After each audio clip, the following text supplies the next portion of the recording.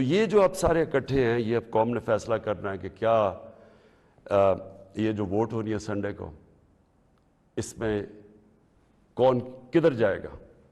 مجھے لوگوں نے، کسی نے کہا جی وہ عمران خان آپ ریزائن کر دیں۔ میں ریزائن کر دوں؟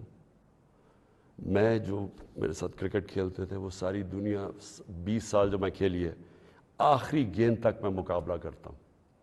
میں کبھی ہار زندگی میں نہیں مانی۔ میں تو ووٹ کا جو بھی رزلٹ ہو جائے، آپ دیکھیں گے کہ میں تو اس کے بعد اور زیادہ تکڑا ہو کے سامنے آؤں گا، جو بھی رزلٹ ہو۔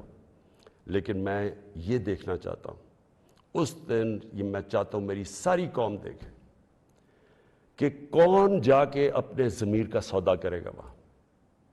اگر کوئی یہ کسی کو کہنے کی کوشش کر رہا ہے نا کہ جی ہمیں ایک دم پتہ چلا کہ عمران خان تو یہ تو بہت ہی نااہل یا برا تھا، آپ کو ریزائن کرنا چاہیے تھا۔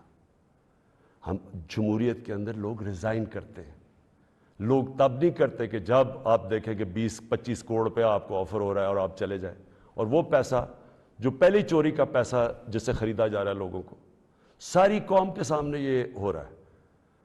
وہ جگہ بنی ہوئی ہیں جدھر میریٹ کے اندر یا سندھ ہاؤس کے اندر یہ تماشا چل رہا ہے ساری قوم کے سامنے۔ اور میں آپ کو یہ بھی بتا دوں آج